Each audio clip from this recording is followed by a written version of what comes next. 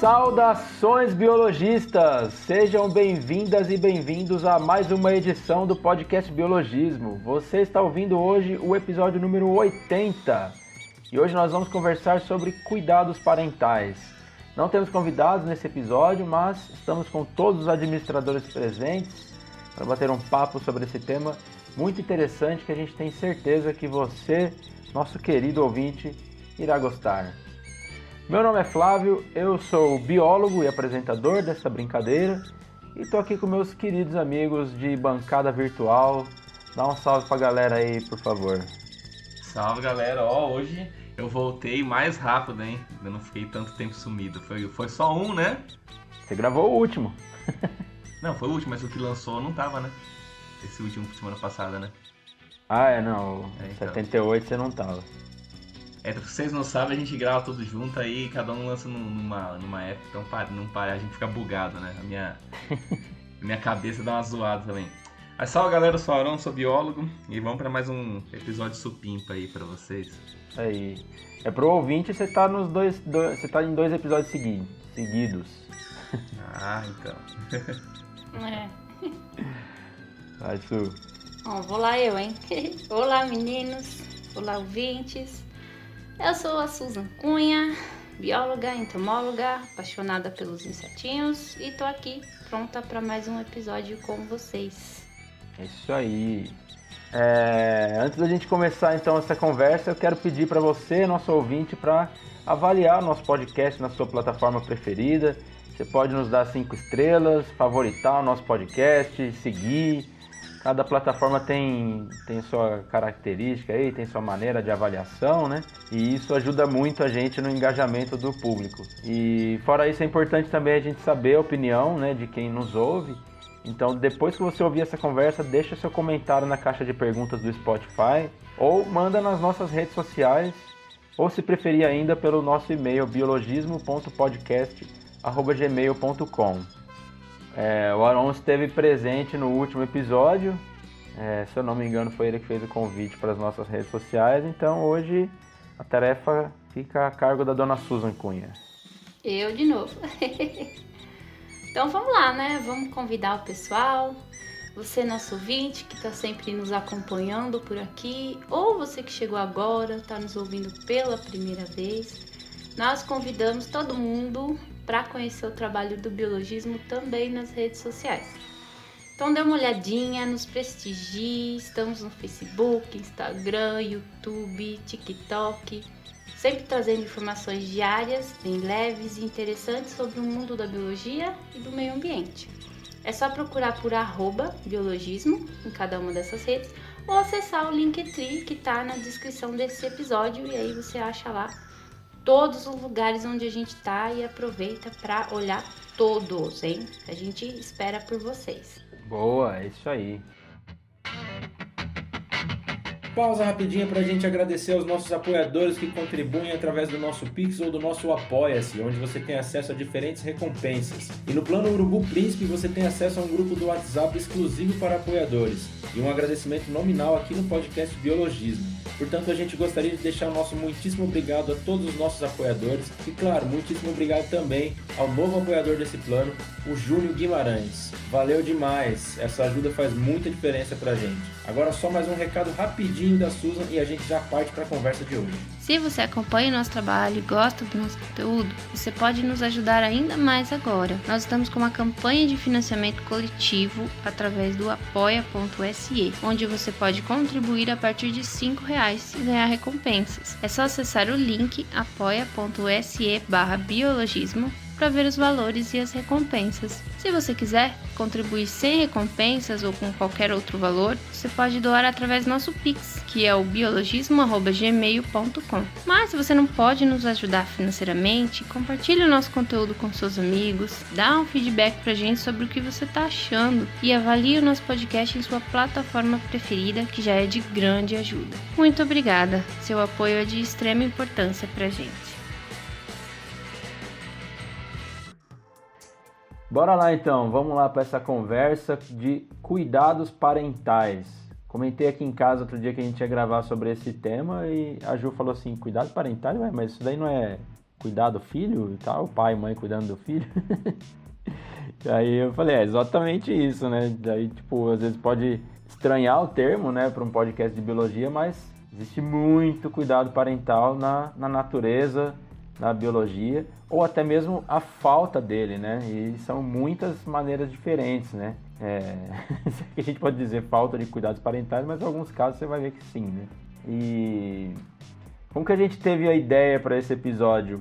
Eu observei uma mamãe percevejo, né, no meu trabalho, botou alguns ovos na janela ali do meu setor lá, e com isso eu tive a oportunidade de observar o cuidado que ela tinha com os ovos, desde a postura dos ovos, até ela cuidando, protegendo deles, não arredava a pé, né, ela ficava por cima dele ali. E acho que quando ela fez isso no vidro, eu tinha essa visão privilegiada, né, de assistir os ovos e ela sempre protegendo eles por cima ali, né. E ainda teve chuva, teve calor, teve vento, e ela não arredava a pé dali. E aí os ovos eclodiram, os filhotes saíram para cima do dorso ali do inseto, da mãe, né? E depois ela acabou morrendo, né? Cumpriu o ciclo dela depois que os filhotes já tinham crescido um pouquinho, assim.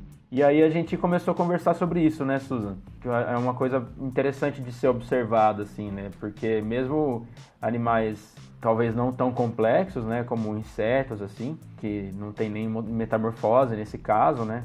Tem esse cuidado, né, com a prole, né, de defesa e acompanhar e tal, né? É isso aí mesmo, Flavítio. A gente vê que e dependendo das espécies, esse comportamento de cuidar dos filhotes, ele muda muito, né? Mesmo para animais complexos ou não tão complexos. E a gente vê também a questão da falta dele, né? E o porquê, né? Por que cuidar dos filhotes? E por que não cuidar dos filhotes? Então a gente pensou que seria uma pauta interessante para a gente tratar aqui, principalmente para o pessoal que não é da área, né? Então a gente acaba trazendo informações mais simples, mais interessantes e importantes para a gente conhecer esse comportamento, né? Pelo menos um pouquinho desse comportamento que está tão presente aí na natureza. Nas mais variadas espécies, inclusive na humana, né? Exatamente. E então vamos lá, né? Vamos, como sempre, né, começar do começo. Acho que seria legal a gente dar o pontapé inicial aqui, definindo o termo, né? Mais detalhadamente o que é o cuidado parental. O roteiro é quase todo seu, então vou tacar no seu colo a bomba. Vamos lá, que eu já até acostumei, ó. Episódio 80, nenhuma bomba mais me desintegra agora. Boa. Ai. Bom, então vamos começar. Vamos dar um panorama geral sobre a questão do cuidado parental.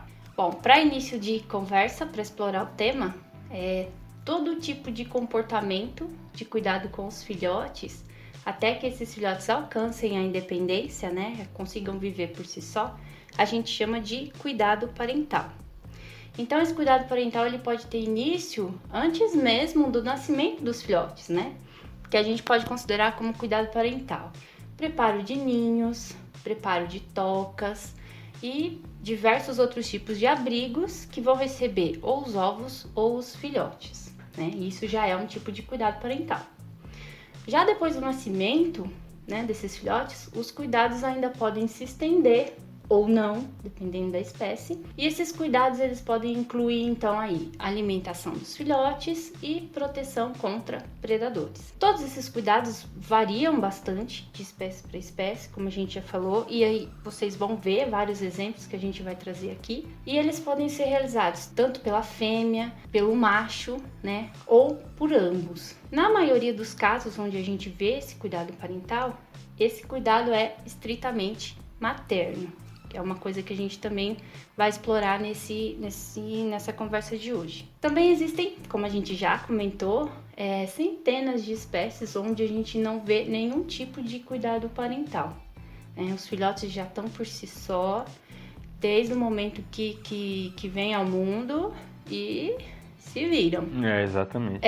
Como eu já falei, né, lá no começo, a gente não tem muita bagagem para explorar esse tema tão profundamente, mas eu queria trazer para vocês uma informação que eu achei interessante, que talvez ajude para a gente ter uma ideia de por que escolher tal tipo de cuidado ou não, né? Bom, pode ser que essas diferenças entre as formas de cuidado parental que a gente vê, elas possam estar relacionadas aos sistemas de acasalamento das espécies, ou seja, ao modo de acasalamento que as espécies optam, né, durante o período reprodutivo.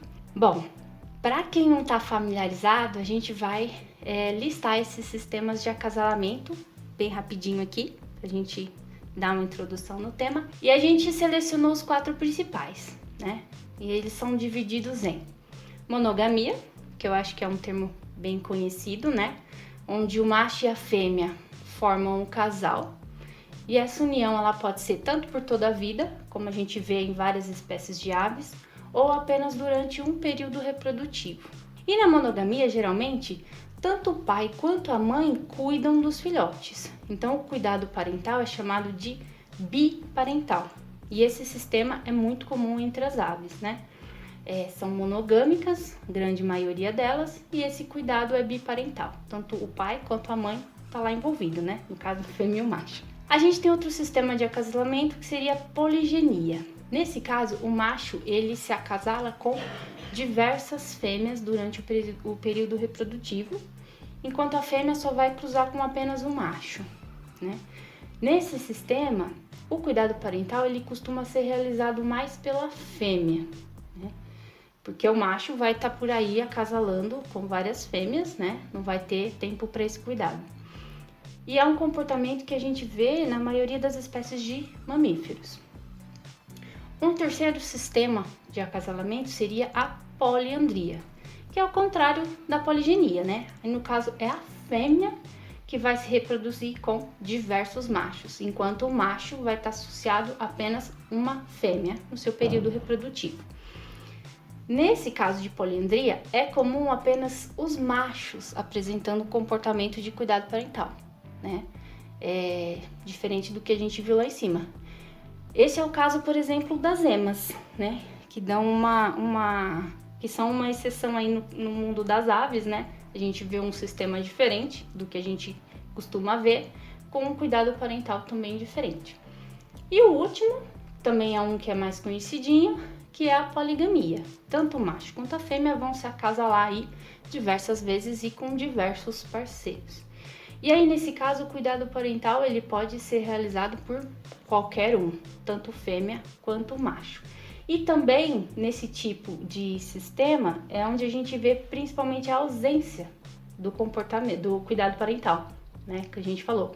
Esse é o caso, por exemplo, da maioria das espécies de peixes. São poligâmicos e não há o cuidado parental posterior. Bom, lembrando que, como tudo na biologia, né, há exceções. Há muitas exceções. A palavra de ordem na biologia é depende.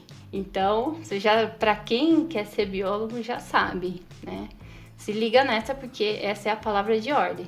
Tudo depende. Mas o fato é que o cuidado parental ele aumenta a probabilidade de sobrevivência dos filhotes, né? E, consequentemente, vai aumentar o sucesso reprodutivo da espécie. E falando, sim, superficialmente quanto à questão do tempo. Quanto tempo seria dispensado para esse cuidado? Isso também vai variar bastante. E, claro, depende muito da espécie.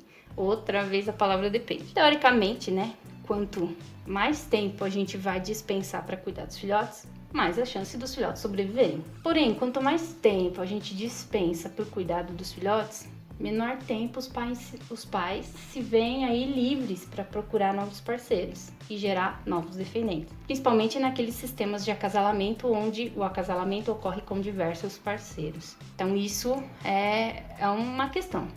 E a gente deve pensar também que cuidar dos filhotes pode ser muito dispendioso para os pais, né? Proteger contra predadores, tá ali para alimentar, isso pode interferir na sobrevivência dos próprios pais. Bom, panorama geral tá aí e nós vamos trazer aqui alguns casos para essa conversa, para exemplificar e para discutir um pouquinho aí com vocês sobre o tema. É isso aí, perfeito, Su. Acho que você já deu uma introdução bem massa, bem objetiva, né? E interessante trazer esse ponto dos diferentes tipos de relação, né? Entre macho e fêmea e tal, diferentes formas de acasalamento que pode ser vantajoso para um e para o outro nem tanto, tal. É bem interessante essa diferença de comportamento e também é legal notar que elas estão presentes em diferentes grupos de animais, né? Por exemplo, quando a gente pensa em monogamia, como você comentou, é comum a gente já pensar logo nas aves, né? Principalmente psitacídeos, né?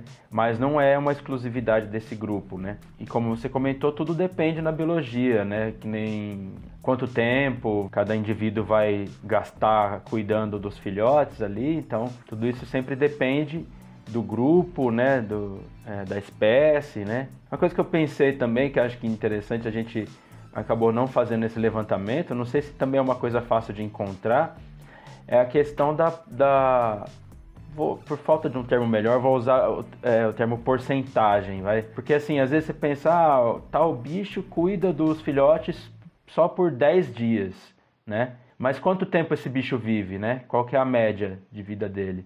De repente 10 dias representam uma boa parte da vida do bicho, assim, né? Agora, ou então não, né? Fala, o bicho vive por vários anos e a mãe só cuida por 10, 12 dias, que nem existem alguns exemplos até, né? É bem interessante o que você falou, hein, Flávio? Achei muito, muito interessante pra gente ver essa questão de como o comportamento impacta na vida dos filhotes, né?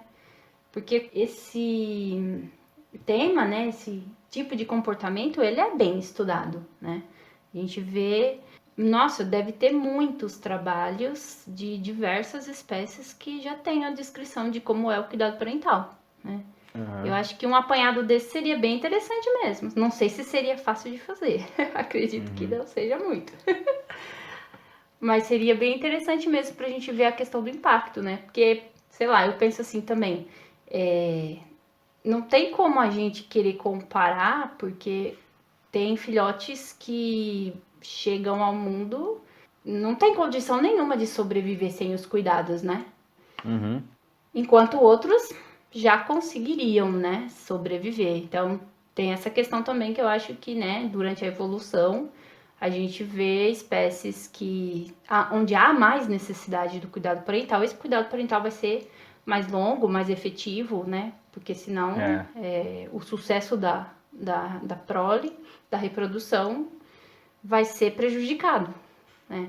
Mas acho que em outros casos, onde a gente vê os filhotes mais desenvolvidos vindo ao mundo, eu acho que aí a gente tem várias estratégias que, claro, vão visar otimizar o processo, mas que devem ter esse balanço entre o que é mais vantajoso, o que não é, enfim, né? Uhum. Evolutivamente não tem por que uma espécie insistir em um comportamento, né, que não é vantajoso, né? Até porque se acontece isso, essa espécie logo desaparece, né? Ah, sim. Mas assim, como você disse, tem filhotes que nascem prontos já, né? Como a gente estava comentando em off aqui, por exemplo, savanas africanas, assim. Muitos mamíferos, muitos animais, eles já nascem e precisam estar preparados para sair correndo, né? Basicamente, né? Porque senão... Já nasce correndo, bicho. Já nasce correndo, porque senão o predador leva, né? Os antílopes já nascem no meio da corrida, velho. Embora até tenham cuidado, né, dos pais em relação à proteção, mas realmente eles têm que ter um jeito de escapar ali, né? Eles acabam tendo um desenvolvimento maior do que outras espécies. Claro, eles não nascem também totalmente independentes, né? Mas tem o cuidado parental, tem o cuidado da mãe, geralmente, né? Como a gente vai comentar um pouco mais pra frente. Mas ele não nasce também totalmente dependente que nem a gente, por exemplo, né? Isso, exatamente. Acho que nós somos um exemplo clássico de dependência, né? Não, eu falo, cara, a gente é os bichos mais bosta que tem, né, velho? Mas mais pra frente a gente vai falar um pouquinho sobre isso. Tem alguns animais que acho que é válido comparar porque tem mais semelhanças com a gente, sem querer dar spoilers, né? Mas já a gente chega nesse ponto aí, que acho que é uma parte interessante da discussão. Agora sim, a gente separou também no roteiro, né? Entre pais e mães, né? Cuidando, porque existe isso, né? Existem grupos que o pai, ele se dedica mais, muitos outros onde a mãe se dedica mais e o pai não se dedica a nada. Mas vamos lá, vamos começar então pelos pais aqui no cuidado, porque acho que talvez temos menos exemplos, né? Com certeza temos menos exemplos, né? Mas até que a Susan fez um apanhado legal aqui de exemplos de pais dedicados. Um dos exemplos que a gente vai comentar na questão dos cuidados, né? A gente vai começar falando de pais que são mais dedicados, né?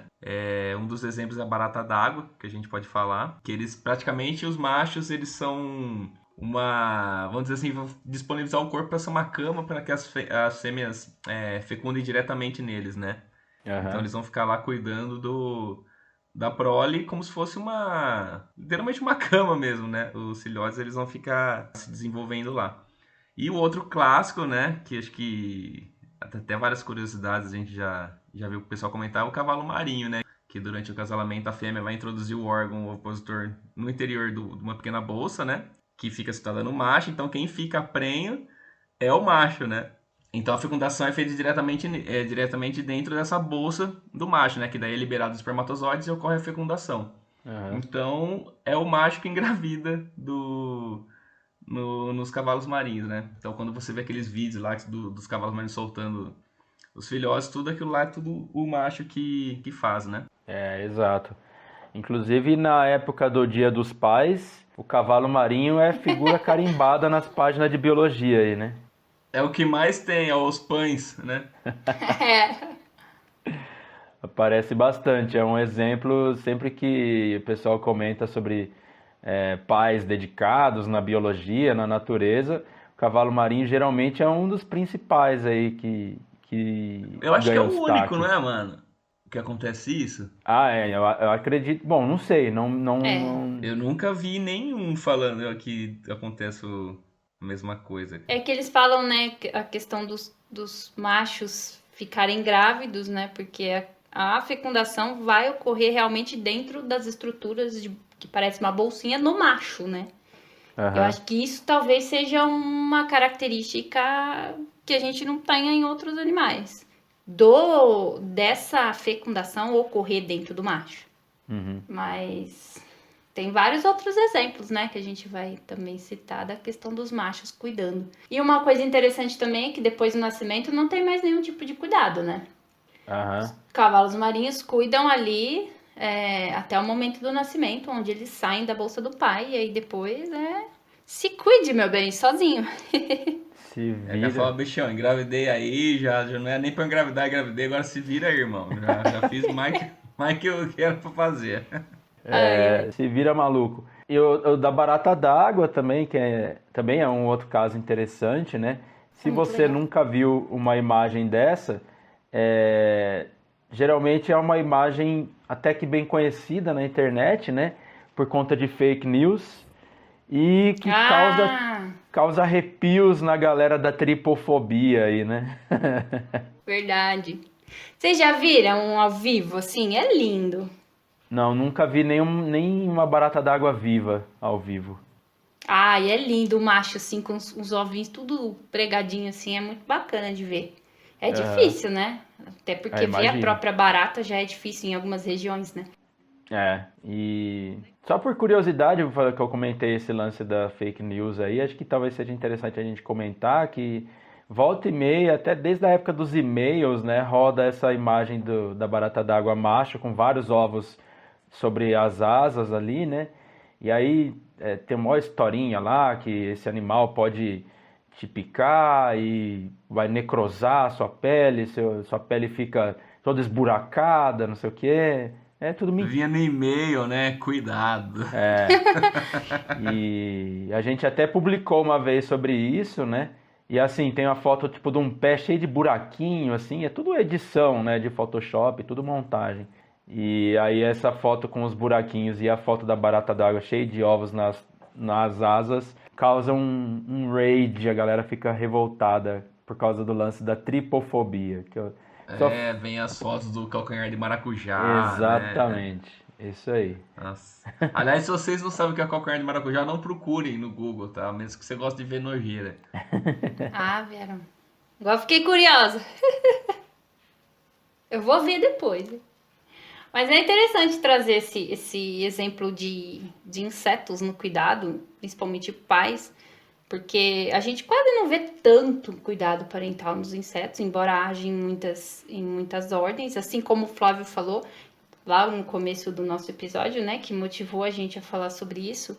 E realmente acho que é um dos principais exemplos mais fáceis, né, mais acessíveis para todo mundo ver, é a questão dos percevejinhos mesmo, principalmente Marias Pedidas, né, e insetos desse grupo dos percevejos, onde os cuidados eles são feitos aí dos ovos e dos filhotes também depois que nascem. A gente tem cuidados também com besouros, né? Mas principalmente mais voltados para os percevejos, né? Barata d'água também seria aí um percevejo. Então é bem bacana a gente ver esses cuidados até nesses animais menos complexos, assim, né? Em relação a outras espécies, né? Pois é. Eu ia perguntar até, mas você já falou aí, com o risco de ser massacrado pelos entomólogos, eu ia perguntar se as baratas d'água ainda fazem parte do grupo Hemiptera, da classe Hemiptera. Classe não, da ordem Hemiptera. Ordem Hemiptera. Ah, acredito que sim. Acredito que eles ainda continuem sendo percevejos, né? Da família Belostomatidae. É lindo. Entomologia muda muita coisa, né? Volta e meia você decora um verdade. negócio, passa um tempo, não, agora esse bicho não é mais desse grupo, é de outro e tal.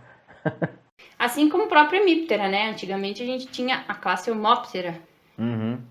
Classe, olha, eu falando classe só que você falou. Ordem Homoptera, né? E passou a Hemiptera, então as baratas estavam lá nos Homoptera e foram para os Hemiptera.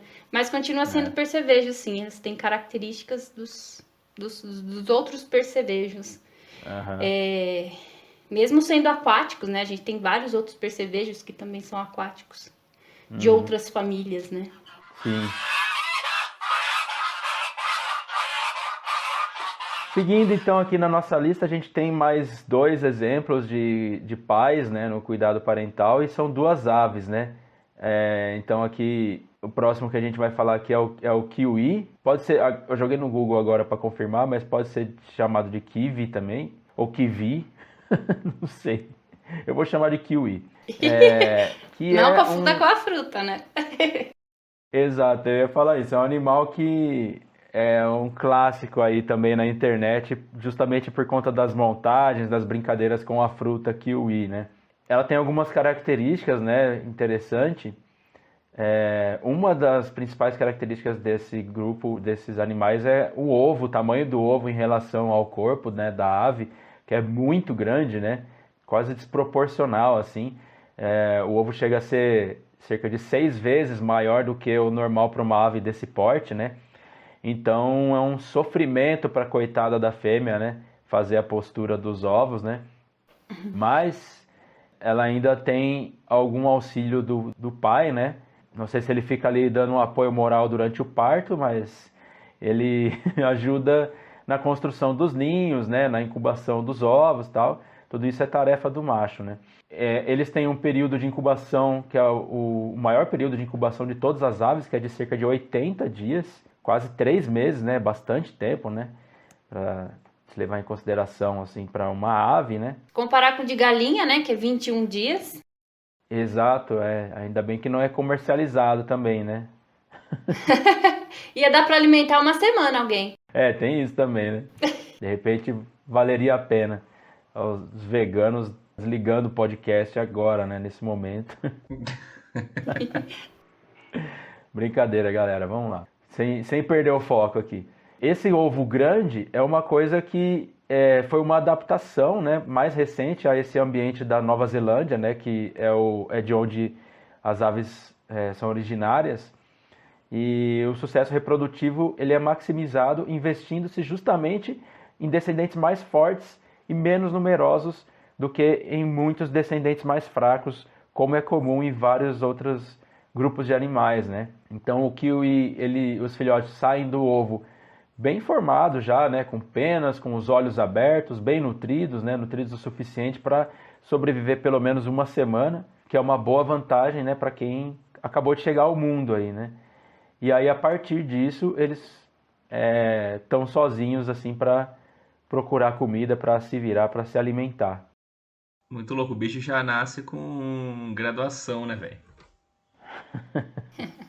Já nasce do tamanho da mãe, né? É uma estratégia bem interessante, né? Realmente a gente focar em menos filhotes e mais fortes ou mais desenvolvidos, né? Porque se a gente vê a diferença na questão da incubação de ovos, né?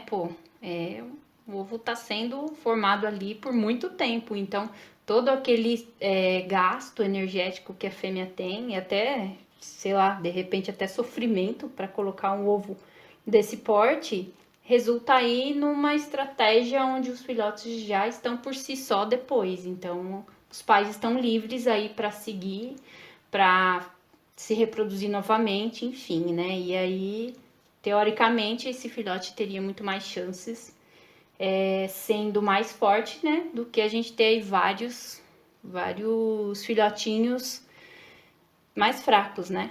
Então, acho que é uma estratégia bem interessante.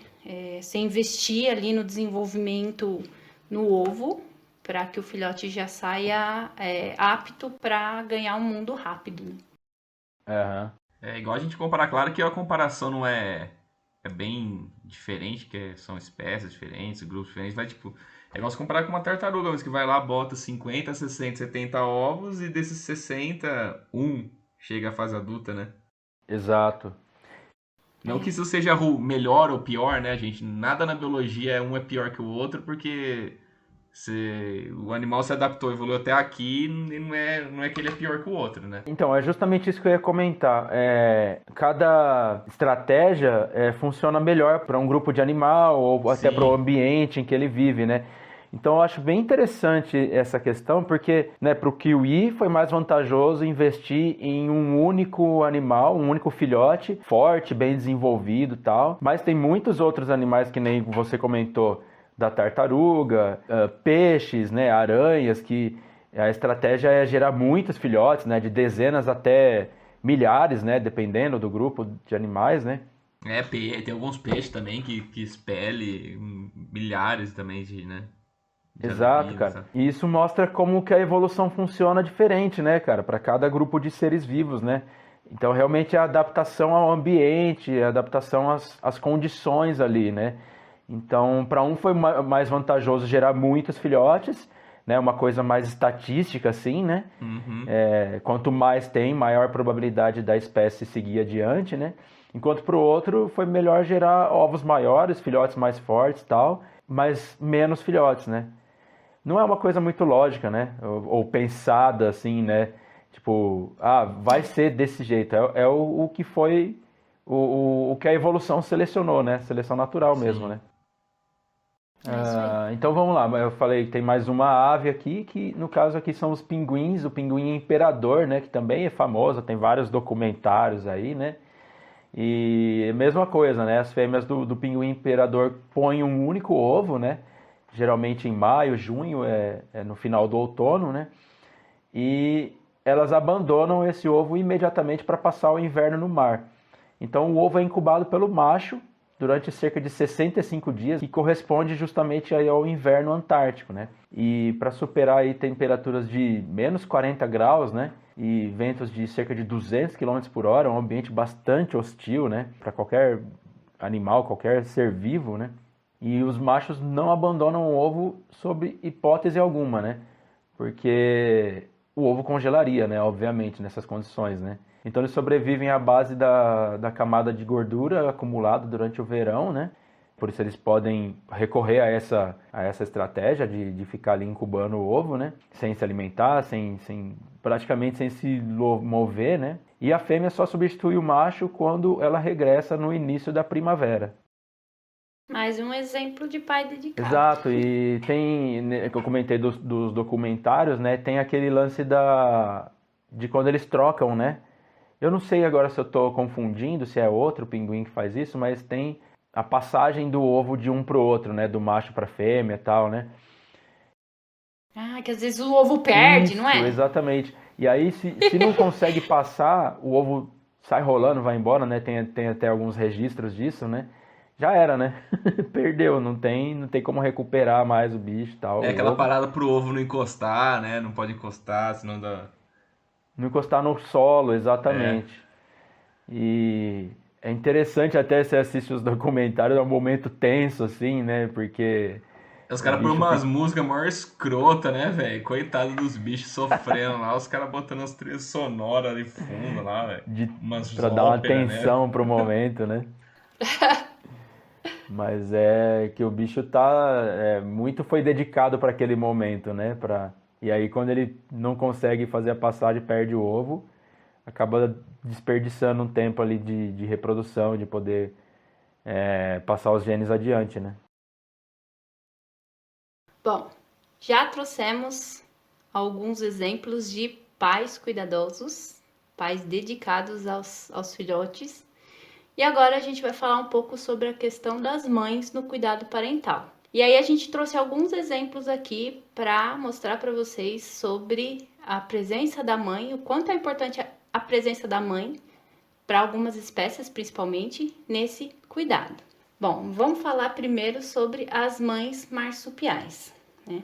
Nós vamos falar sobre mães marsupiais e as mães mamíferos. Uma coisa que eu queria chamar a atenção antes de falar especificamente sobre essas mães é que o cuidado parental aí no caso, tanto dos marsupiais quanto dos mamíferos, ele praticamente é um cuidado exclusivamente materno, né?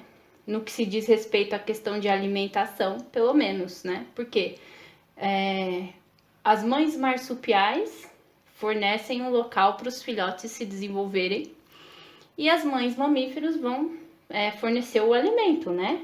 Os mamíferos mamam e mamam na mãe. Então não teria como o cuidado parental em relação à questão de alimentação nesses casos ser destinados para o macho, né? Então a gente tem aí um grande cuidado dispensado pela mãe. Então esse é um primeiro ponto que a gente tem que ficar atento. Então, as mães marsupiais, né? Falei agora que os filhotes são dependentes da mãe. Lembrando que os marsupiais, eles são mamíferos que nascem prematuros, né? E terminam o crescimento junto ao corpo da mãe. O que, claro, vai levar ao cuidado parental ser materno, como eu falei. Né? A característica que diferencia os marsupiais, né, de outros mamíferos seria justamente essa questão do desenvolvimento, né? Porque os filhotes marsupiais eles nascem um tanto quanto prematuros e aí eles vão terminar esse desenvolvimento fora do útero, né? Estando ou agarrado ao corpo da mãe ou dentro de uma típica bolsa, né, que a gente conhece por marsúpio, que dá aí o nome, né, desse grupo de animais, os marsupiais. Alguns marsupiais possuem essas bolsas, outros não, né? Nas espécies em que as mamães não possuem o marsúpio, os filhotes ficam ali presos às mamas, né? Então, isso faz com que o cuidado seja materno. Acho que um dos principais marsupiais que a gente lembra de cara quando fala seria o canguru. Acho que o canguru é o principal, né? Mas a gente sabe que não tem aqui no Brasil. A gente não vai ver um canguru aqui no Brasil. Mas a gente tem uma diversidade bem grande de marsupiais aqui no Brasil. São cerca de 60 espécies, né? Todos de uma única família, a família de Delphidae. E dentro dessa família a gente tem algumas espécies brasileiras mais conhecidas, né? Como, por exemplo, os gambás, seriam marsupiais. Aqui no interior de São Paulo a gente conhece como gambás, mas você pode ouvir por aí como caçaco ou saruê, né? Também são outros nomes comuns para os gambás. Temos as cuicas e as catitas, que são os principais grupos aí dos marsupiais brasileiros. E, claro, os gambás, cuicas, catitas e os outros marsupiais vão cuidar dos seus filhotes, principalmente com o auxílio da mãe, né? Então, os machos praticamente nem dão as caras nesse cuidado.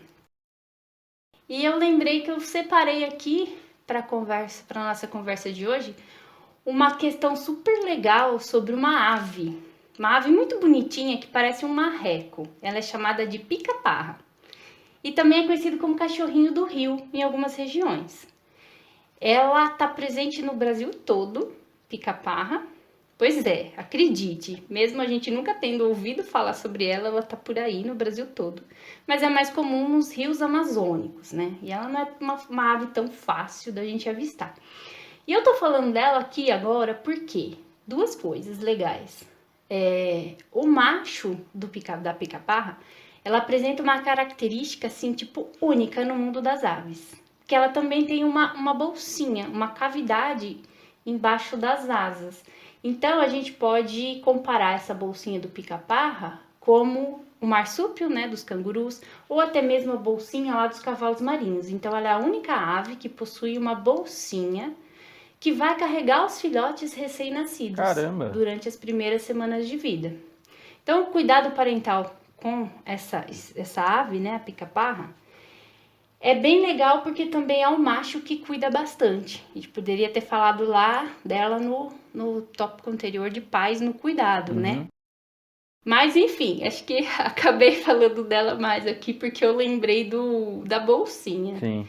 E aí essas aves, elas fazem o cuidado parental preparando o ninho, né? Tanto a fêmea quanto o macho vão preparar o ninho e chocar os ovos, mas aí é o papel do macho. Quando nascem os ovos, os pica-parras, eles não têm um desenvolvimento total.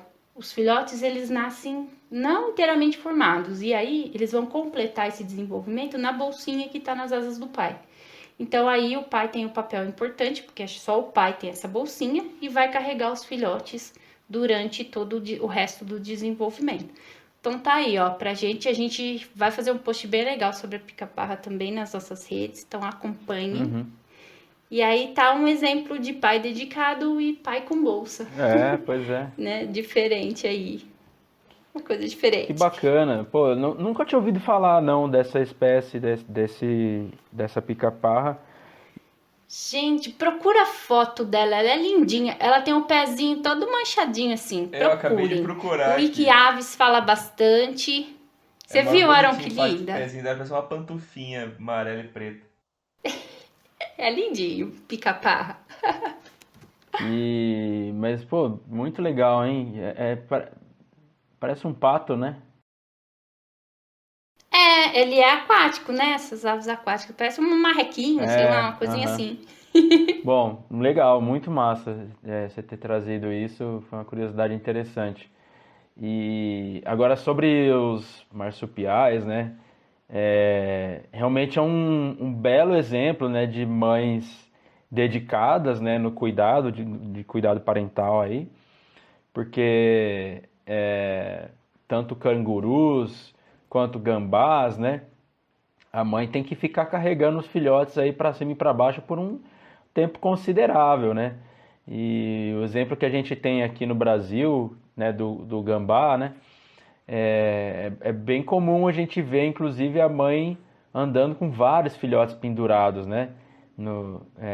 Inclusive quando saem já da bolsa, né? Já estão mais formadinhos assim, eles ainda andam agarrados à mãe, né? Tem vários memes até brincando com isso e tal, né? Da mãe sofrendo e tal. E o canguru, pô, é um bicho grande, pesado, né? Ele passa um certo tempo ainda dentro da bolsa, assim, né? Da mãe. É comum também documentários você ver predadores perseguindo os cangurus e a mãe correndo com um filhote relativamente grande ali dentro da bolsa dela, o que obviamente atrasa ela, né? Acaba até tornando ela uma presa um pouco mais fácil por conta disso, né? Tem essa desvantagem, mas tem um certo cuidado. Mas, ao mesmo tempo, há de ser dito também, o que a gente deve comentar mais para frente sobre pais e mães que sacrificam os filhotes ou, né, escolhem, né, quais devem sobreviver e tal. Nesse caso específico que eu disse de predadores perseguindo cangurus, quando começa a ficar muito perigoso, ela não consegue realmente se afastar de lobos, né, de outros predadores. Tem um documentário na Netflix, que agora não vou lembrar o nome, que eu assisti, mas é muito interessante, que mostra justamente a mãe jogando o bicho para fora da bolsa. Para poder sobreviver. Porque é aquilo, né? Se o predador pega, e é lobo caçando, né? Matilha e tal, ele não vai comer só o filhote ou só a mãe, vai comer os dois, né? Então não tem muito esse laço que a gente teria, né, de dar a vida pelo bicho nesse caso, né, pelo filho, né, nesse caso. Então ela corre o máximo que consegue, e aí quando não tem jeito, os lobos estão chegando perto, o filhote acaba sendo jogado para fora da bolsa para a mãe poder escapar. De dedicada passou a megera em 5 segundos. Interessante, né? Nossa. Até porque a gente costuma ter muito essa visão humana, né, das coisas, tipo, meu Deus, que horror, a mãe fazer isso, né? Mas na natureza as coisas funcionam de uma maneira diferente, né? Não tem essa romantização toda, né? Sim, tem a questão de pensar na sobrevivência e passar os genes para frente, né? Quem teria mais chances aí de sobreviver e passar os genes para frente? O filhote ou a mãe? Exato, exatamente. Então acho que tem que pensar nessa questão mais racional do negócio. Pois é. E aí você, como a gente já começou a fazer comparação com nós, né, com humanos e tal, e aí a gente pode entrar então naquilo que o Aron falou mais cedo, né, que o ser humano nasce meio inútil, né, até ele conseguir ter alguma autonomia. Meio? E depois ele vira útil? Boa. Mas até ele conseguir ter alguma autonomia vai muito tempo, né? De se virar sozinho, se alimentar sozinho e tal, né?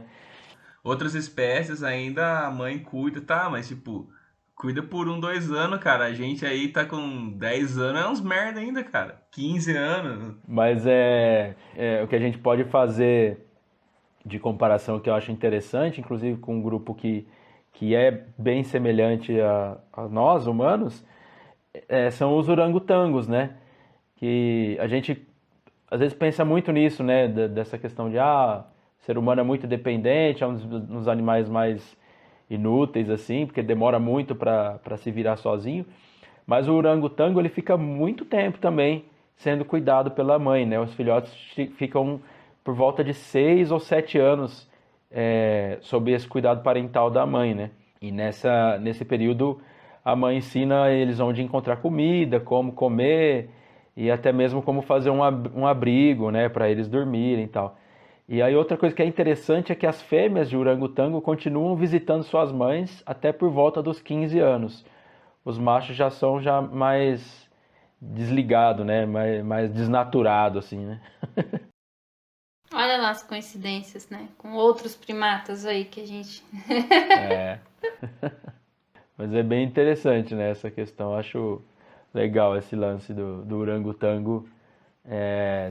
Tem uma certa semelhança com a gente, né? Também não é um bicho que não nasce pronto, que já nasce e se vira sozinho e tal, né?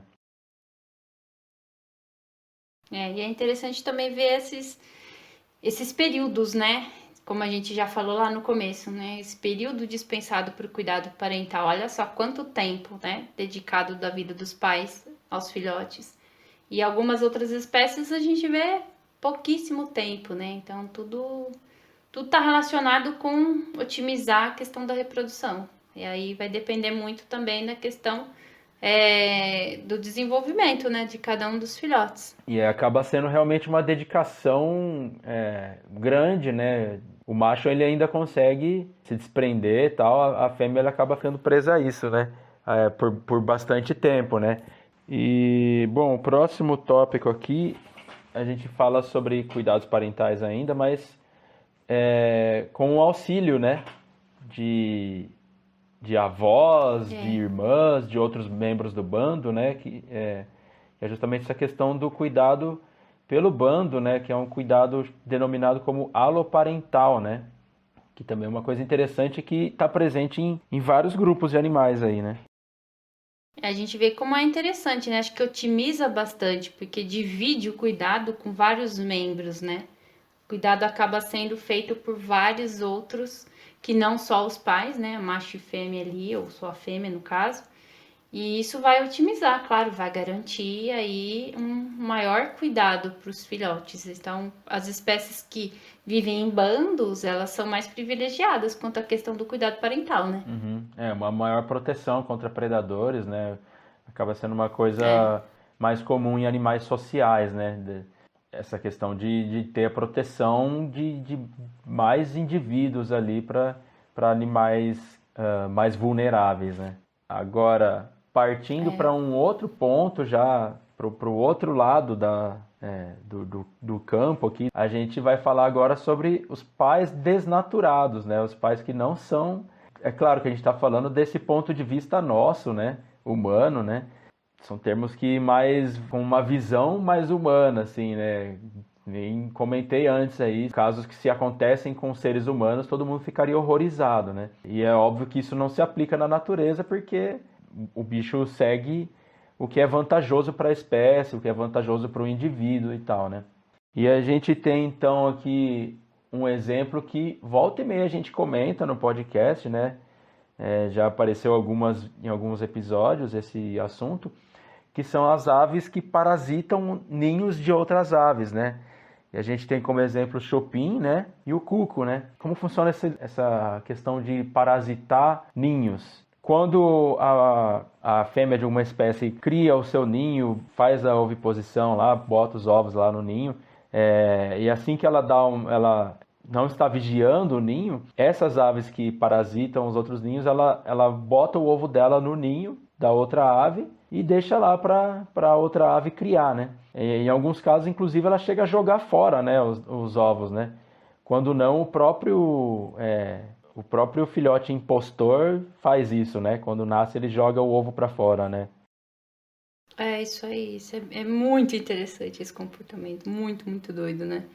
E o Flávio falou, né, do chupim, do cuco, mas a gente tem várias outras espécies que também fazem esse tipo de comportamento. E é interessante, né, se a gente for pensar, em nenhum momento a fêmea ou o macho, né, dessas aves se preocuparam com o cuidado parental, né, porque não construíram um ninho, não tiveram essa questão de procurar lugar para fazer ninho e tudo mais, e não vão cuidar do filhote. Então, acho que a única energia dispensada aí é só colocar os ovos. Aham. Então, fica todo esse cuidado parental fica a cargo de outra espécie. Exato. Isso é uma coisa muito louca, é uma estratégia muito doida e acho que assim, mais doido ainda é que tem estudos recentes que mencionam que existem espécies, né, que são parasitadas por essas aves, que estão ao longo do tempo evoluindo alguns mecanismos de conseguir identificar qual é o ovo, porque realmente a ave não consegue identificar, né, que aquele filhote não é dela. Chega a ser até estranho, desproporcional. Você vê muitas vezes o pai e a mãe, né, sendo pequenininho e um filhote muito maior do que ela, né? O cuco, né? É uma coisa muito assim estranha da gente ver. E é interessante a gente ver essa questão, né, de que à medida que a ave que está sendo parasitada, ela tenta criar mecanismos para reconhecer quem são seus filhotes, quem não são, né, para otimizar a reprodução dos seus filhotes.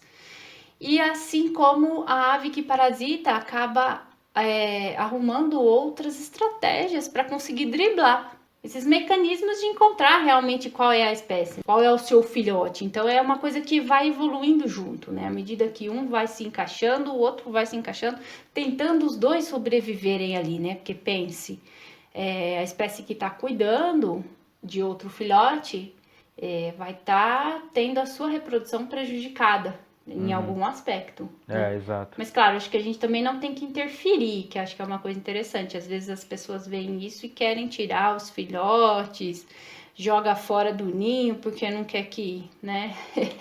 não quer que aconteça esse tipo de coisa, porque é um prejuízo, né, para uma das espécies. Mas enfim, acho que a natureza vai caminhando assim e as coisas vão evoluindo assim para que a gente tenha um sucesso reprodutivo dos dois lados. Mas que é uma coisa muito doida, né? Tipo, muito desnaturado, assim, muito. Não tem nenhum tipo de cuidado nenhum. É muito legal. Exatamente. As aves parasitas, né? Elas realmente terceirizam o trabalho de cuidar dos filhos, né? Ó, cuida do meu filho aí que eu tenho coisa mais importante para fazer, né? E... definiu bem. Mas assim, acho que um ponto muito importante que você tocou aí, realmente é essa questão de que por mais que a gente possa enxergar isso como uma coisa maldosa, né, com a ave que é parasitada, a gente não deve interferir, né, de maneira nenhuma, né? É basicamente a mesma coisa de você querer salvar, sei lá, um lagarto de ser predado por uma coruja, entendeu? Tipo, ah não, tadinho do lagarto. Não, você vai alterar o ciclo do negócio ali, enfim, né? A gente não tá aqui para isso, né? Por mais que pareça maldade, é a natureza, é isso aí, não tem que inventar moda não, sem interferir, né?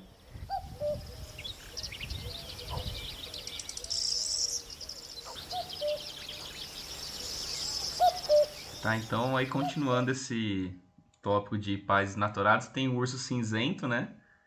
Pra quem não sabe, os pais, eles são muito agressivos, né? E os pais, os machos, né? Matam os filhotes, eles não fazem distinção entre filhotes deles ou filhotes de outros machos, né? Por controle populacional, para eliminar descendente de outros machos, né? Para perpetuar só os genes deles, ou por alimentação, que infelizmente acho que é muito do que vem acontecendo, né? Por causa de todo esse descontrole que a gente está tendo, falta alimento para eles e eles acabam recorrendo a essa prática, né? Então, exatamente. Às vezes tem algumas áreas com escassez de alimento, tá difícil de encontrar alimento, e o macho pode optar por essa alternativa aí, né? Agora, é interessante também essa questão deles não distinguirem os seus filhotes dos filhotes de outros machos, né? Porque uma das hipóteses é essa, né, que você comentou, né? Eliminar descendentes de outros machos, mas nessas vezes ele pode acabar matando o próprio filhote, né? Eu acho isso um troço esquisito, assim, fiquei até pensando, falei, pô, será que ele não consegue mesmo, né? Identificar que é o próprio filhote? Não sei, essa matéria não tinha tanto detalhe até, não conseguia aprofundar Ou ele pode muito. recorrer a matar os filhotes por causa da alimentação e mata os outros, né? Quando a alimentação é equilibrada, sei lá, né? Eu achei que isso assim seria mais provável até, inclusive na questão desse lance da escassez de alimento, né? Ele elimina, por mais que seja filhote dele, ele elimina um concorrente por recursos, né? Sim. E nesse caso é mais uma coisa do macho mesmo, né? A mãe já é bem mais protetora dos filhotes, né? Existem diversos vídeos aí de mães brigando feio com outros machos e tal para proteger os filhotes, né? Então tem os dois lados, né? Tem a mãe que cuida muito e o macho que tá fazendo o contrário ali, né? Bom, o próximo aí é a foca-arpa, que também é um caso interessante que até tem um cuidado parental, mas também não é, nossa, como se disse, meu Deus, que cuidado parental, né? A mãe basicamente cuida do filhote por cerca de 12 dias, alimentando ele aí com bastante afinco, né? Enquanto ela mesmo não se alimenta, né? Então ela sobrevive esse tempo aí com as reservas, né? Que também não é tanto tempo assim, né? Na natureza tem animais que sobrevivem mais tempo, mas claro, varia de espécie para espécie, né? A gente mesmo não aguentaria tanto tempo assim sem se alimentar. Mas enfim, depois desse período aí de cerca de 12 dias, a fêmea retorna para o mar e abandona o filhote. Deixa ele a Deus dará lá, se vira maluco, e o filhote precisa sobreviver com essas reservas de gordura. O filhote que sobrevive, né, consegue se manter por cerca de 1 mês e meio, mais ou menos, né, uns 45 dias aí. E aí, a partir disso, as reservas de gordura se esgotam, ele precisa se virar sozinho, e aí ele parte para o mar para começar a se alimentar sozinho. Então, né, como a gente comentou, né, tem um cuidado parental, mas por pouco tempo, né? O bicho em 1 mês e meio tem que, um pouquinho mais do que isso, né? Vamos por 2 meses aí, né? Porque tem os 12 dias que a mãe cuida dele, depois mais 1 mês e meio que ele sobrevive com as reservas de gordura. Então, com 2 meses ele tem que estar apto a se virar sozinho, senão a natureza seleciona ele, né? E não é E positivamente. não é positivamente, seleciona como presa. Exato. Eu já comparo com a gente de novo. A gente com 2 meses não abre nem o olho direito, velho. Ah, não, exatamente. Dois, É. 2 meses. Imagina, nem 2 anos direito vai, né, consegue se virar. Com 2 meses você taca nós lá no sofá e fica, cara. A gente ficou, fica lá, velho. Tua mãe te embrulha lá num monte de, de tecido lá e lá você fica, né? Agora entregou a idade. Pra quem não sabe, né, antigamente, quando o pessoal tinha filho, a gente ficava embrulhado nos paninhos duros, assim, ficava um mês inteiro. Não conseguia mexer nem o braço, cara. Cara, mas acho que isso é feito até hoje ainda, não é não? Não, o pessoal não faz Não, isso não, deixar embrulhado lá na trouxinha de pano. Tô muito não. preparado pra ter filho, né? Porque a minha mãe teve, tipo, diferença de 20 anos, né? De um filho pro outro. Aham. E aí, quando eu nasci, ela fala que, tipo, eu parecia uma múmia, né? Toda enfaixada lá com os paninhos. E aí, o meu irmão, quando ele nasceu, jogaram no colo da minha mãe, assim, totalmente livre, peladão, assim. E ela ficou desesperada, porque ela achava que tinha que fazer, né? Aham. Toda aquela parafernália toda com os paninhos. Mas não, agora não tem isso, Tá aí os não. cuidados parentais da mãe da Susan. E vão mudando com o tempo, tá vendo, gente? Pois é. Legal. Bom, eu demonstrando minhas habilidades paternas aqui, né? Totalmente preparado para ter filho, né? Não sabe nem como é que ter feito. Tô 40 anos atrasado aqui nos cuidados. Mas vamos lá. O próximo aqui foi aquela questão que eu comentei um pouco antes, né? Desse lance de alguns pais escolherem quais filhos devem ser priorizados, né? Então, existem casos, né, que os pais deixam de alimentar alguns filhotes, né?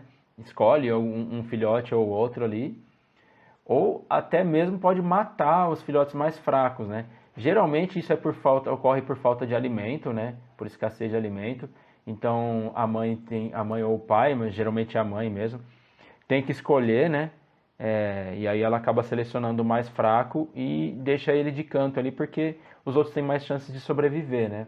Mas também tem uma questão de um exemplo que a gente pegou aqui que é esse exemplo que eu falei de matar, né? De jogar para fora do ninho. Tem um vídeo que bombou nas redes sociais aí que é de uma cegonha, né? Tem um ninho com uma cegonha e 3 filhotes e ela joga um filhote para fora do ninho e é um ninho alto e tal, né?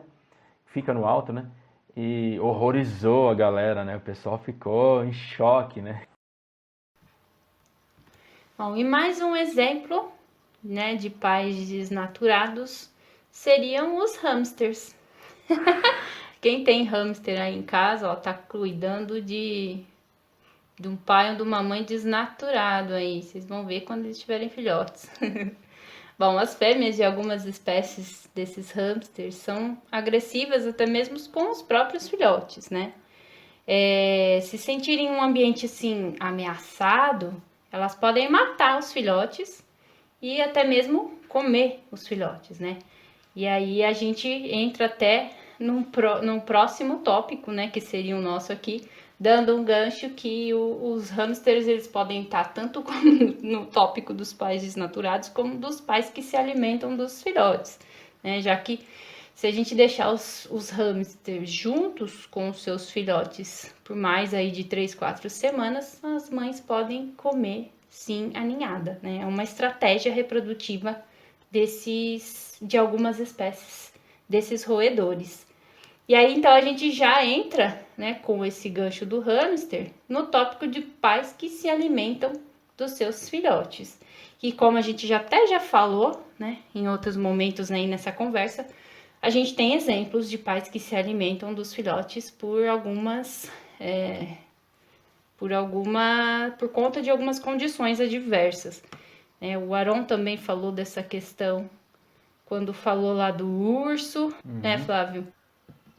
E aí a gente tem vários exemplos de canibalismo, né? Que acho que seria chamado de canibalismo, que em situações aí de falta de alimento, que os pais precisam de nutrientes aí para obter energia para sobrevivência, eles acabam praticando esse canibalismo. E também, como a gente já falou, outra questão também seria essa das ninhadas em excesso, né? Imagine você como alimentar um monte de filhotes, né, de uma vez. Acho que aí o canibalismo poderia ser visto como uma estratégia aí no controle da população, né? Acabar selecionando os que são mais aptos ou que estão mais desenvolvidos pode aumentar as chances de sobrevivência, né, dos filhotes. E aí, claro, né, aproveitar esse recurso, os filhotes mais fracos, como alimento, né, para os próprios pais ou até para os outros irmãos, né? No caso de animais que sejam, né, carnívoros aí, enfim. Tem alguns exemplos, né, como você comentou. Um que a gente até publicou, né, meio como forma de brincadeira ali na página um tempinho atrás. E é um vídeo que ficou famoso, de um caranguejo, né, se alimentando de filhotes, né? E são milhares de filhotes passando ali por baixo dele, assim, né? E ele... Nossa, aquele vídeo é muito doido, gente. É um mar de filho correndo e ele só ali na boa pegando. Ele se servindo ali, como se estivesse pegando salgadinho numa festa, comendo um monte, né? Mas é uma coisa interessante e é basicamente para conseguir nutrientes mesmo, não tem muito além disso. Mas também pode ser, como você comentou, Susan, uma hipótese, essa questão do controle populacional, né? Porque às vezes é muito filhote e acaba sendo uma estratégia, assim, né? Não vai ter alimento para todos e ela, de certa forma, faz esse controle populacional dessa maneira e consequentemente, também adquire alguns nutrientes, né? Pois é, eu já ouvi falar, eu não me lembro onde, mas dessa questão dessa estratégia de controlar a população, principalmente em animais de topo de cadeia, sabe? Por exemplo, carnívoros lá do topo, por exemplo, aqueles da família dos felinos, né? O controle populacional acaba sendo por conta disso, de seleção de filhotes, porque geralmente quem controla os predadores de topo? Né? Eles meio que auto se controlam dessa maneira. E acho que até recebe o nome de infanticídio esse tipo de controle. Sim. Acho que é uma coisa bem interessante, bem complexa que a gente acaba vendo nessas populações. Mas trazendo aqui de uma maneira mais simples, seria realmente isso. Você eliminar excessos. Acho que isso não tem ocorrido muito por aí, né? Pois é. Nas condições em que a gente vive, que há poucos predadores de topo e há pouco alimento, há pouco espaço, enfim, acho que a reprodução acaba sendo prejudicada já pelas condições em que estão vivendo, mas em um ambiente mais equilibrado, eu acho que essa é uma maneira de manter a população num nível normal, né, equilibrado ali. É uma maneira de controlar. E aí você aproveita a energia, né? O filhote tá ali, vamos comer. E o Aron tinha comentado em off a questão dos cachorros, né, Aron? Que tem algumas cadelas que fazem isso também, né? Comem os filhotes, né? Alguns que nascem doentes, ou outros que morrem, ela tem que se alimentar deles para não atrair predador e tal, né? Tem uma questão psicológica até, né? Eu estava lendo um pouquinho a respeito disso, mas na matéria dizia que às vezes a cadela não está preparada para ser mãe, também. Tem um pouco disso, assim, né? É engraçado, né? Porque às vezes a gente tende a pensar nisso só como um comportamento humano, né? Dessa questão psicológica, não está preparado para ser mãe e tal. E acho que deve desencadear alguns hormônios no corpo dela deve bagunçar tudo as ideias do bicho ali, né? Mas assim, acho que predar um filhote saudável, né? Sem nenhum problema, assim, físico e tal, acho que não deve ser muito comum, né? Ah, não. Acho que é mais algum que nasce com algum problema mesmo de saúde, ou enfim, ou já morto e tal. Pode crer, pode crer. Bom, então agora a gente parte para o lado oposto dessa conversa, né? Que a gente falou de pais comendo os filhotes, né? Predando filhotes. A gente vai para o lado oposto que também existe, que são os filhotes comendo os pais, né? Bom, um exemplo para esse tópico, né, de pais servindo de alimentos aos filhotes, são as cecílias, né, que a gente também conhece como cobras cegas, que embora a aparência seja de réptil, né, de cobras, elas são anfíbios, né, e alimentam seus filhotes com nutrientes que são provenientes de uma substância que elas secretam, né, essa substância ela é secretada pela própria pele da mãe. E aí os filhotes acabam raspando essa substância ali na pele do corpo da mãe.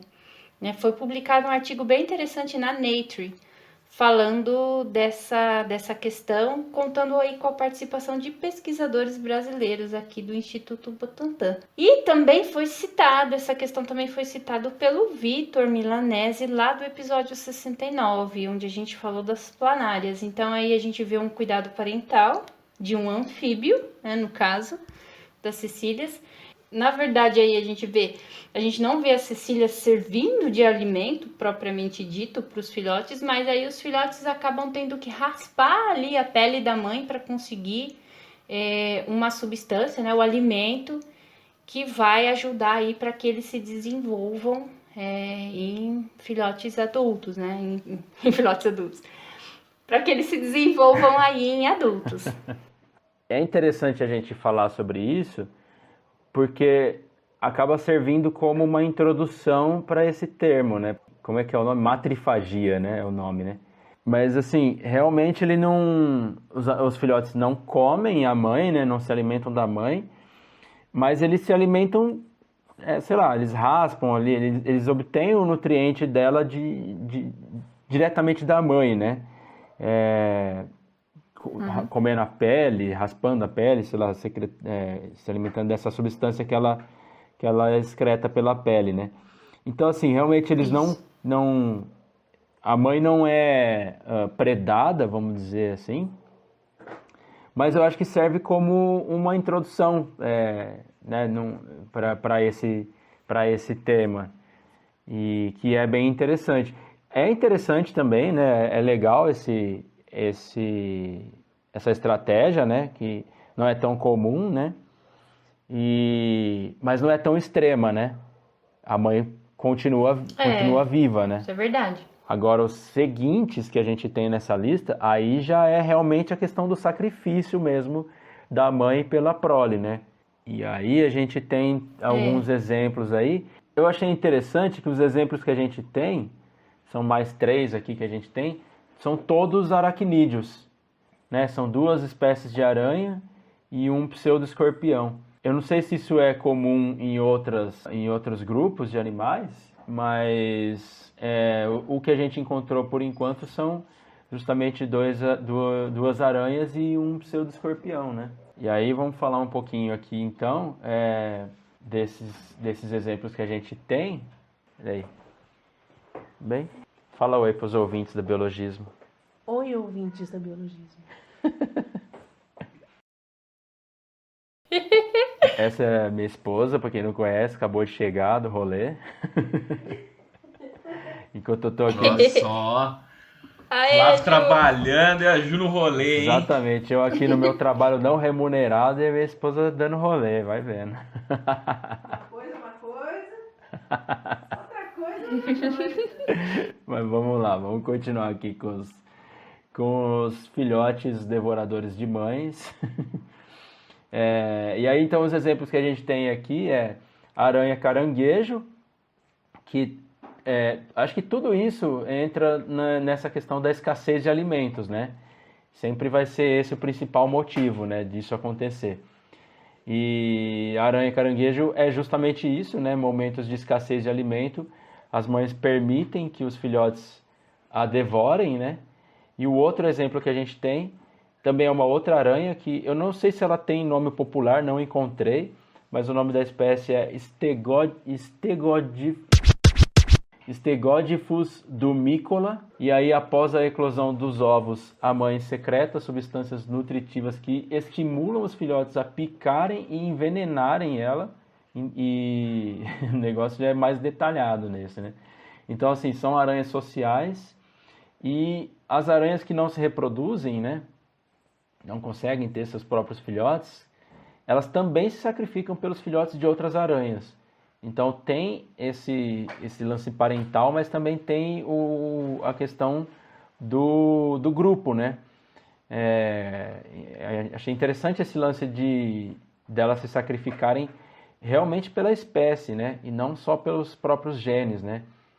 E então alguns dados que a matéria trazia diz que a taxa de sucesso reprodutivo dos filhotes que se alimentam de aranhas adultas, sendo mães ou não, ela chega a ser cerca de 50% mais alta do que nos filhotes que não dispõem desse recurso. É muito Muita louco. coisa, né? É uma estratégia E muito só boa. dando um adendo, mano, que você comentou da aranha caranguejo, o pessoal não confunda com a caranguejeira, tá? É outra aranha, não tem nada a ver uma com a outra, tá? Exato, Ah, boa, hein? exatamente, bem lembrado. O nome é meio parecido, mas totalmente diferente, né? Outra espécie, outro grupo de aranhas e tal. A família da carangueja é a Sparasidae. E a da caranguejeira, qualquer, não lembro qual é a. Da Deixa eu ver aqui. caranguejeira, ela é de outro grupo até, né? São as megalomorphes, né? É, Essa daí ela é araneomorphe, né? Então já é um pouco distante mesmo, assim. Agora a família, eu não sei se caranguejeira é uma família deixa eu só, procurar aqui. de Tá aqui, megalomorphe. Terafosidae, a É, família dos caranguejeiros. uhum. Eu não sei se tem só essa família, viu, mano? Deve ter outras. Aí vou ficar devendo, porque de megalomorphe eu Mas, nunca manjei muito, não. mas então não confundam, tá, pessoal? São aranhas diferentes, não são as mesmas. Exatamente. Tá, então, pra terminar esse tópico, né, que a gente tá comentando, então foram duas aranhas, né? E agora é um pseudo-escorpião, que eu vou falar a espécie dele, que eu vou travar, que a minha dicção é horrorosa, né? Mas é o Parathenoides nidificator, alguma coisa assim, nidificator, não sei como, como que é a pronúncia. Mas a mãe também ela pode deixar os filhotes devorarem ela, né? Se tiver alguma escassez de alimento, né? É mais comum em mães mais velhas, que elas já não vão conseguir se reproduzir de novo, né? E as mães mais novas, às vezes, elas podem recorrer ao canibalismo. Então, é meio que acaba invertendo isso daí, né? Elas que vão se alimentar dos filhotes, né? Ou permite também que uns filhotes se alimentem de outros filhotes também, né? Tem canibalismo entre os irmãos, né? Exato. Eu achei bem curioso isso, dessa questão da idade, né, do pseudo-escorpião, porque é legal, né? Faz muito sentido, né? Ela recorre a matrifagia, né, de se doar como alimento, quando já não tem muita perspectiva de se reproduzir novamente, né? Tipo, agora quando ela é jovem, não, aí ela mesmo recorre ao canibalismo comendo alguns filhotes. Também entra nesses dois pontos que a gente já comentou antes, que é de controle populacional e de obtenção de nutrientes, né? Então ela come alguns dos filhotes ali, os outros também devem se alimentar de seus irmãos ali, né? E assim ela reduz, né, a competição ali por alimento e tal, entre os filhotes dela, e consegue alguns nutrientes também, né? Acho que é bem curioso essa questão realmente dessa versatilidade, né?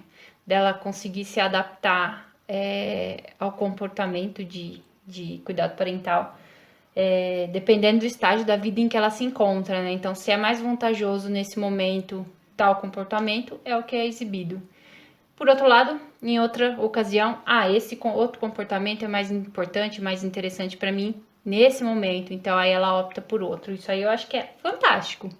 Esse é um dos comportamentos eu acho mais fantástico, a questão de você ter essa versatilidade de conseguir poder escolher, vamos dizer assim, né? Qual comportamento é mais interessante, é mais vantajoso para o sucesso da espécie naquele momento. Exatamente. Eu achei bem legal também quando eu encontrei isso na matéria, porque a gente já tinha visto, né, alguma coisa assim sobre pais se alimentando de filhotes ou filhotes se alimentando de pais, mas esse detalhe que mencionou essa questão depende quando ela recorre a alguma dessas duas estratégias, depende da idade dela, eu achei bem legal, assim, bem curioso mesmo. É porque é coisa de biólogo, né? Quando a resposta depende, a gente gosta.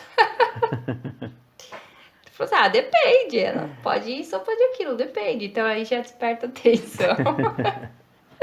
Deve ser isso. Bom, já que você falou então, Susan, que biólogo gosta do termo depende, fica a pergunta aí pra gente encerrar essa conversa. Qual estratégia é mais vantajosa? E eu respondo? Depende. Não é mesmo?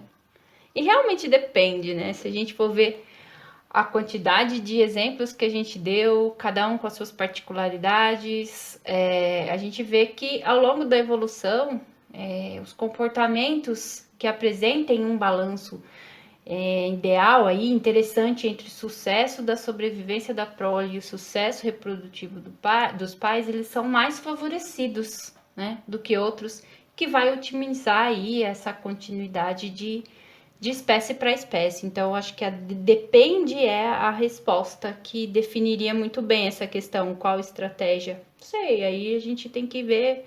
São muitos detalhes, é uma coisa muito complexa, né, pra gente dar um veredito, assim, de uma resposta. Enfim, né, acho que a gente consegue tirar algumas conclusões de acordo com o que a gente apresentou aqui, né, Flavítio? Mas a gente viu exemplos de mães totalmente se doando como alimento, coisa mais linda. Outras aí conseguiriam horrorizar qualquer mãe coruja do mundo. Mas, claro, a gente deve sempre trazer isso para uma visão mais racional, né? Não tão humana, e lembrar que não existe crueldade nisso. O Flávio já tocou nesse ponto em alguns momentos da conversa, e é interessante destacar agora para esse desfecho, que é só a maneira com que cada espécie encontrou para prosperar e para passar para frente os seus genes e para dar continuidade à espécie. Então, acho que o desfecho é esse, né? Depende de muitas coisas. Exatamente. Não dá pra gente simplificar, né? Ser uma coisa, como você falou, não dá pra dar um veredito simplista, né? Justamente porque a variedade de animais, né? A biodiversidade, a variedade de comportamentos é imensa, né? Quantos comportamentos diferentes e completamente opostos a gente viu aqui, né? A gente comentou animais que têm dezenas, centenas, milhares de filhotes, enquanto outros que têm um só, que é forte e bem formado, né? Animais que se alimentam dos filhotes ou animais que se doam como alimento, né? Animais que dão a vida, como você falou, né? Pelo filhote, e outros animais que simplesmente matam o filhote por uma estratégia de sobrevivência, por uma estratégia de vantagem evolutiva, né? É isso. Então, realmente é claro que não dá pra gente bater o martelo e falar, não, tal estratégia é melhor. É adaptação, cada um faz o que é melhor para a espécie e por isso que está aí até hoje, né? Por isso que conseguiu prosperar, né? Cada espécie, né? Isso, falou tudo, Flavítio. É isso. Beleza. E aí, Aaron, quer falar alguma coisa? Não, é que não, se tá dando, se não tem o melhor, tá dando certo, a espécie tá progredindo? Tá, então tá certo, cara, não é pior ou melhor que o outro. A biologia é basicamente isso. Exatamente. Time que tá mudando, ó, caramba. Time Time que que tá tá- ganhando. Time que tá mudando não se ganha. Errou! Tá certo também, ó. Errou, mas deu certo. Time que tá vencendo não se mexe. É esse o ditado? É que meu time não ganha há tanto tempo que eu já não isso lembro aí. mais.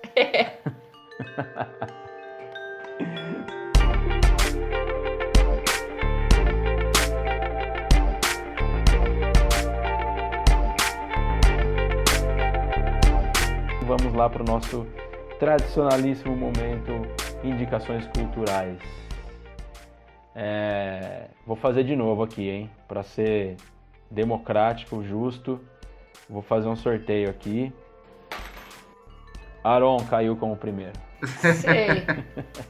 Democrático. Bom, eu vou indicar, cara, hoje uma série que o Flávio vai falar: pelo amor de Deus, só você que tá assistindo essa coisa. The Walking Dead. Os caras tá tirando até a última gota de leite da vaca. Pelo amor de Deus, não sei o que. Mas a série tá legal, cara. Que pra quem é fã do universo do The Walking Dead, né? Eu tô passada, chocada. O Flávio já fala: lá. É uma série que chama Dead City, The Walking Dead, Dead City. Que ela é uma continuação 2 anos depois do final do The Walking Dead, que conta, que vai pegar o arco central da Maggie e do Negan. Então, pra quem quer ver o que aconteceu com os dois, assiste que tá bem legal. Ela vai se passar em Manhattan essa série, então é bem fora da onde terminou a principal. Muito bem. Legal, o pessoal que faz a série lá deve olhar e falar: olha, tem um cara assistindo a série, vamos continuar fazendo. É o Aron, esse cara. Bom, eu vou continuar na minha linha indicando podcasts. E hoje eu quero indicar o podcast da Rádio Escafandro. É um podcast bem interessante, tem aquela pegada meio investigativa, jornalística, assim, tipo, sei lá, documentário, enfim. São vários temas, não é voltado à ciência, é voltado para vários temas, assim. Tem entrevista, enfim, eles pegam um tema e esmiuçam até o final, assim. Eu acho bem interessante, gostei bastante, tô acompanhando. Tô maratonando porque eu já peguei com um bonde andando, mas é bem interessante e é o que eu indico hoje, principalmente os episódios envolvendo política. Eu não gosto de política, mas acho que eu tenho me envolvido bastante com essas coisas e eu acho que o Rádio Escafandro traz de uma maneira bem interessante os temas relacionados à política. Então eu vou indicar hoje o Rádio Escafandro, que é um podcast nessa pegada jornalística, que eu acho bem bacana, assim, esse formato. Então, é a minha indicação de hoje. Boa. Eu gosto bastante também desse formato de podcast. E eu acho que você já me indicou, né, Susan, esse podcast. Que você falou o nome, eu acho que eu já ouvi, mas eu não tô lembrando do que era, que eu ouço tanto podcast que na hora bagunça a minha cabeça. E é que é tão variados também os temas, né? Preciso dar uma olhada, ver o que eu ouvi, mas com certeza já escutei já. Beleza. A minha indicação de hoje, eu já indiquei pro Aron já, que é um negócio que eu achei fantástico, eu adorei, uma pena que tinha só 4 episódios, que é o que saiu, né? É uma série da Netflix patrocina nós, chamado O Império dos Chimpanzés. É muito louco, eu pirei nesse negócio, é muito legal mesmo, eu até brinquei que era o Game of Thrones dos chimpanzés.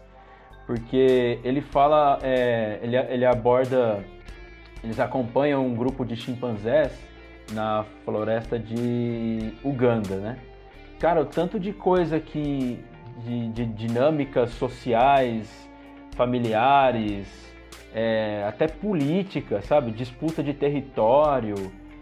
É muito louco, é muito legal mesmo. Para quem gosta dessa questão de comportamento animal, e a gente acaba inevitavelmente fazendo muitas associações com a gente mesmo, né? Com a nossa sociedade, e tem muitas similaridades mesmo, assim.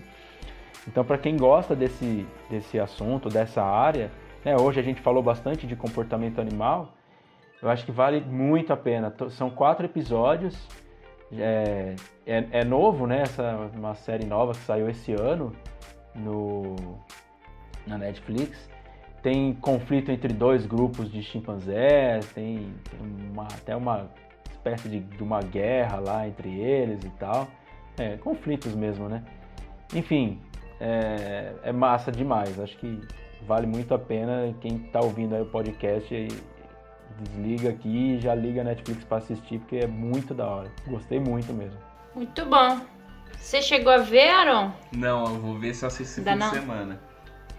Ah, eu fiquei curiosa, agora também quero ver. É muito da hora, assistam. Fechamos então, né? Fechou. Esse papinho de hoje. Fechou! Essa quinta-feira friazinha, batendo 2 horas de gravação aqui. Então é isso, galera. Muito obrigado, meus amigos, pela companhia mais uma vez. A gente fica por aqui. Muito obrigado para você que sobreviveu até aqui. Novos episódios do podcast Biologismo saem a cada 2 quartas-feiras às 10 horas da manhã nas principais plataformas de streaming. E mais uma vez a gente reforça para você deixar aí o seu feedback pra gente, dar o seu retorno sobre o que você está achando desse episódio, dos episódios no geral, do podcast no geral. Pode mandar aí a sua sugestão de tema, de convidado, sua crítica, seu elogio. A gente está sempre de olhos e ouvidos bem abertos para isso, porque é muito importante para a gente saber o que você que está aí do outro lado pensa do nosso trabalho por aqui. Beleza? Isso aí. Beleza. Então é isso, galera. A gente fica por aqui. Até o próximo episódio. Um grande abraço e tchau, tchau. Valeu, galera. Tchau, tchau. Tchau, beijo. Antes da gente começar essa conversa...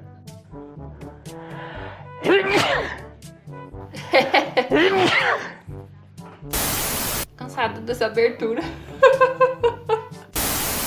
Bom, então um dos exemplos... são termos que... Sim, são termos que mais... eu me embananei todo aqui. E depois que... São liberados... Peraí, embananei tudo.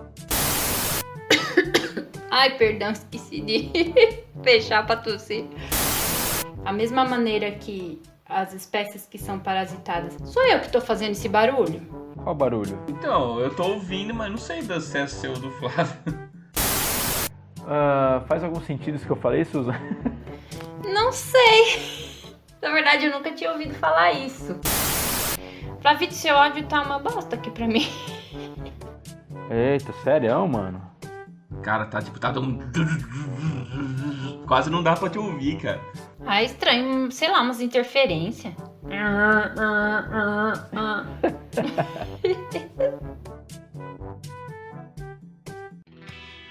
Esse episódio foi apresentado por Flávio Diniz com comentários de Susan Cunha e Aron Marmorato. O roteiro foi elaborado por Susan Cunha e Flávio Diniz e a edição e a arte por Flávio Diniz. O novo logotipo do podcast Biologismo foi desenvolvido pelo Giovanni Barbosa, que também é apresentador do podcast Febroso.